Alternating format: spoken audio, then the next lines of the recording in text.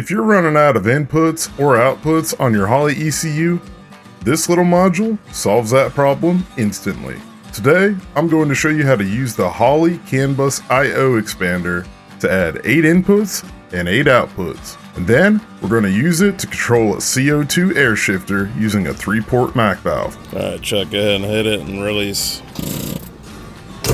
This module connects to your ECU over the Holley CANBUS network, and it adds 8 multi-purpose inputs and 8 ground or PWM outputs to your system. So instead of running out of pins on your ECU, you could just expand your system. This works with the Holley Terminator X, X-Max, HP, and of course, the Dominator system.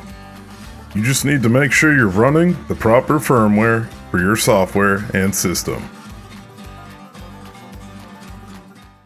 The first thing you're going to do when you unbox your system is you're going to separate all the wires. Then you're going to want to unlock your connector by pushing on this little white tab here with a small flathead screwdriver. 2 tabs on the other side of the plug should pop up so you know it's unlocked. Then you're going to terminate the plug with all the wires, matching up to the paperwork that came with it. So that way when you're programming stuff, it is super easy to know which wire goes to which input based on what colors you have. Alright guys, these are your instructions and your pinout diagram that comes with your module. So I'm going to demonstrate how to match up colors and wires to the actual pinhole on your connector. That way you can terminate your connector. So first, let's give an example of your output. So your output wires are solid colors. Let's go ahead and do output number 1 and output number 8. Output number 1 is a red wire. So you're going to take a red wire, you're going to find output number 1, which is right here, and you're going to put the wire in the number 3 pinhole on the connector. Okay, let's go ahead and do number 8, the number 8 output, aka the tan wire. Then you're going to find number 8 all the way at the bottom. That's pinhole number 34 on the connector.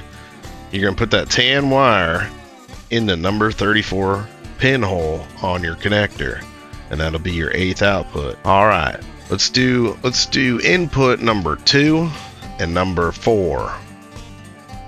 Input wire number 2 is a purple and black wire. You're going to find input number 2, just so happens to be right there.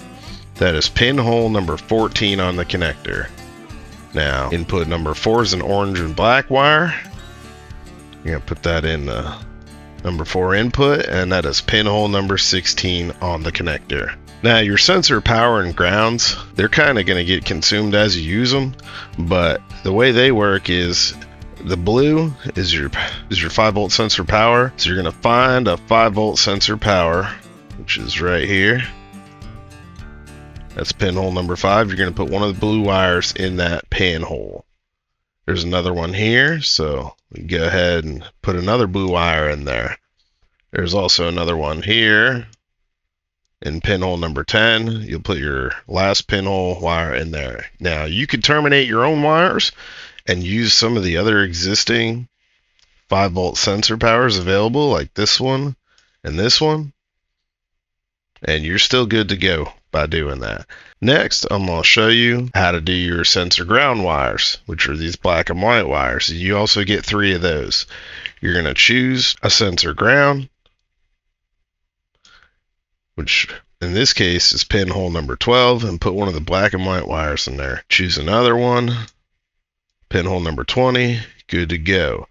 Choose another one, pinhole number 30, good to go. Now, these powers and grounds are not going to be specific to the input you chose.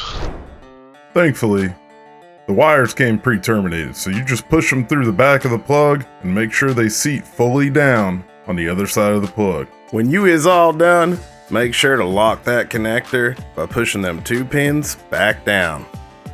You should have 8 wires that are colored with a black stripe. Those are all your input wires. Then you're going to have 8 solid color wires. Those are all your output wires. You're going to have 3 wires for 5-volt sensor wires, and then 3 wires for sensor grounds. Alright, the last 2 things you're going to connect before being able to use this is the ground wire that's supplied and your CAN bus. This comes with a splitter, so you can split it off to any other devices you have. The last thing we gotta do is write down this ID number, which is on the back of the module.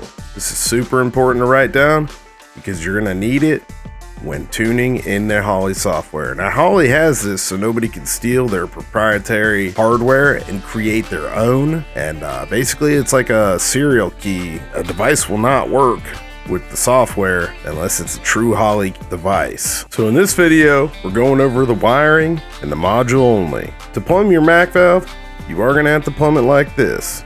There's 3 ports on your MAC valve, and they are numbered usually. Port 1 is going to be your incoming pressure line, so CO2, compressed air, nitrogen, whatever you choose to use, that's your pressure input. The vent hole, hole number 3, you're going to leave open. You can put one of those filters on it if you like, just make sure it's open. Port number 2 is going to go to the shifter. Alright guys, let's go ahead and set up the shifter. Now, something important to know that sucks that Holley did not mention to, anybody is this IO module expander on the outputs, like the outputs that control things.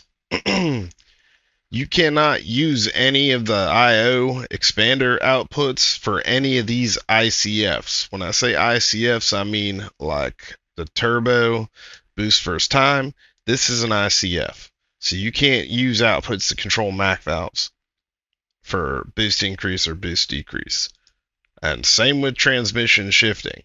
It's kind of dumb, but it won't. Basically, the only thing I've figured out so far is how to set up your own custom outputs, like for turning on lights or something like that, or things like that. But the ICFs they have built in, you cannot use with the outputs through the module. Only for the built-in ICFs.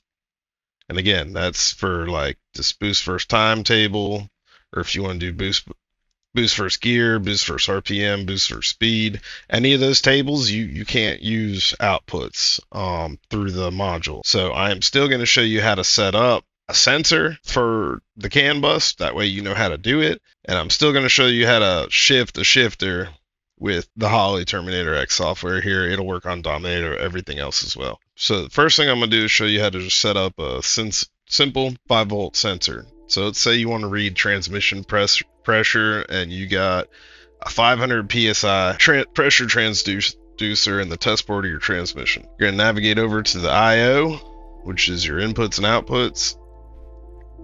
You're going to fill out a new input. You're going to select enable. And then on the drop down, this is where it's really important. You got 12 volt ground, digital speed frequency, 5 volt CAN, and then CAN 12 volt, CAN ground, CAN 5 volt, CAN 20 volt, digital speed frequency, CAN thermistor. Everything that says CAN is related to your IO module. So for this, it's a 5 volt sensor. We're going to select CAN 5 volt. We're going to make sure it's enabled and then click configure. We're going to go over to the CAN settings and just ignore that message for right now. Just hit yes. First thing we're going to do is type in our CAN ID, which is that number I had you write down, and then select your CAN device. And basically it's just make sure your IO expander, IO module is selected. And now your input channel. Let's say we wired this to our input wire number 3, which is a green and black wire. So we're going to go over to our diagram. Green and black wire, input number 3. We're going to find input number 3 on our list. That's pin 15. We're going to select input number 3. We know that green and black wire means it's input number 3. Next, depending on how important this sensor is, if this is a fuel pressure sensor, you're going to want to set this to 100 Hertz. This is not a fuel pressure sensor. So I'm totally fine with pinging the data, getting data points every 30 times a second is even kind of fast. We'll just do 25 for transmission pressure. This is the resolution of the data basically. So the higher the number, the resolution is going to be really erratic, but that's okay. Sometimes you need that, especially if it's connected to a safety. you're going to want it to be pulling 100 hertz, which means 100 times a second, because you want it to catch it fast. This is just monitoring for me, so 25 hertz is fine. If it's just not good enough, you could bump it up to 30 or 60 or 50 or whatever you want, but that's basically how this works. Next, depending on the ECU you're on, if you're on a Dominator ECU, you're going to select CAN bus II. If you're on anything else, you're going to select CAN bus I. Alright, so now the CAN bus settings are done. So we'll go over to sensor settings. Pretty sure most of you know how to do this, but if not, I'll just go over it real quick. If it's Chinese, 5 volt, custom 5 volt, units, PSI. Alright, sensor min, 0, sensor max. For this one, it would be 500. And then in the table, we're going to do 0. I think the top's pressure, yep. 0 to 500. Select it, fill row values. And over in the bottom, you do 0.5 to 4.5 volts. You select it, right click, fill row values. And that's how you scale a Chinese sensor there. 0.5 to 4.5 volts, 0 to whatever the max is. And now that sensor is essentially set up and running and good to go. It's enabled. It'll data log your pressure from that sensor. Now, let's get on over to how to shift that shifter with a air controlled system. You're going to go to your transmission ICF. You're going to select the transmission type and go down to racing. Select the number of gears you want to be able to automatically shift into. So even though I have a 4L80, I don't ever use fourth, so I'm just going to select 3. 1, first gear, second gear, third gear. I don't need fourth gear. In the shift output setup, you click enable and then auto populate. Click OK. And this kind of sets some things up for you, just basic things, so you kind of understand what's going on. For me, I want this to enable a gear reset with the trans brake input. So that means every time I hit the trans brake, it is telling this I am in first gear. So I leave that enabled. The minimum RPM to enable timer is good. Minimum TPS to enable timer is good too. You can customize these things. These are your shift points for the 1-2 shift and the 2-3 shift. You can add time. So what this does is that it says shift from 1 to 2 if you hit 7,000 RPM and we'll just say, for example, 1 second has passed. So for it to command the 1-2 shift, you got to hit 7,000 RPM. It's going to start counting to 1 second. After 1 second's up, it'll command the 1-2 shift. That's how this works. These I've always left default. Oops, except for that one by accident. That was an accident. And what these are is output active time. It's how long the MAC valve's going to be open for to keep pressure on that shifter. And then inactive after shift time is how long it has to wait before it shifts again. Before it activates again, it'll count down. I've never used any of this power management stuff. You can play with it if you want to, but we are not 100% done yet. So next, what we have to do is go to our pin map, and there's something it dropped in there called race trans launch. That will have to go on your trans brake button. So whatever button you have set up in your Holley where all your trans brake stuff is activated, race trans launch needs to drop on there. And that is from this. It also helps this work. It will not work if you do not have this. So you drop that on your wherever your trans brake input is. Alright, so last thing we need to do is set up the output. And if you guys remember, I told you we can't use the CAN modules yet, to my knowledge, because it's not here. This is a Terminator X setup. and this is just a default tune I pulled up so I can give y'all examples. There's a new thing here called shift single, and it's set to a ground. I believe you can change it depending on your ECU, but we can't use this on our new module, which sucks. So you'll have to use one of your outputs on the default ECU, and that ground you're going to take and wire into one of the MAC valve wires, and the other wire to the MAC valve you're just going to put straight to a 12-volt source. So that way when it command shift single, everything will work together and actually work. Now again, I'm going to go over this again. In the inputs, race trans launch has to be on your trans brake button for this to work and for you to be able to test this. And then on the outputs, shift single has to be a ground for most ECUs, and it has to go on an output wire that you have to that MAC valve.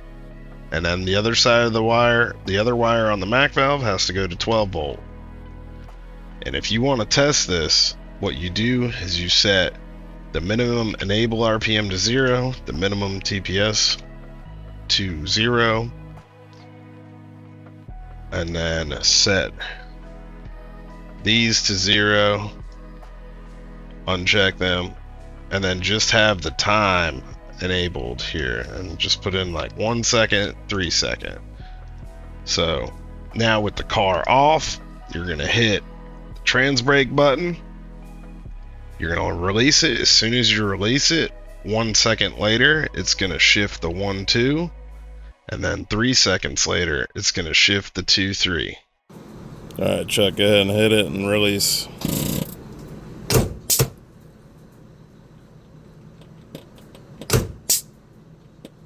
Awesome. Sick. So we're just testing it, making sure it works. If it doesn't work the first time testing this, switch your wires around on the MAC valve. So put the 12 volt on the other wire and the ground output wire from the Holley on the other wire of the MAC valve. So you got 2 wires coming off your MAC valve. You're going to feed it 12 volt, and then you're going to use the ground wire on the other wire. All right, guys. That's how this is done. I hope this video helps somebody.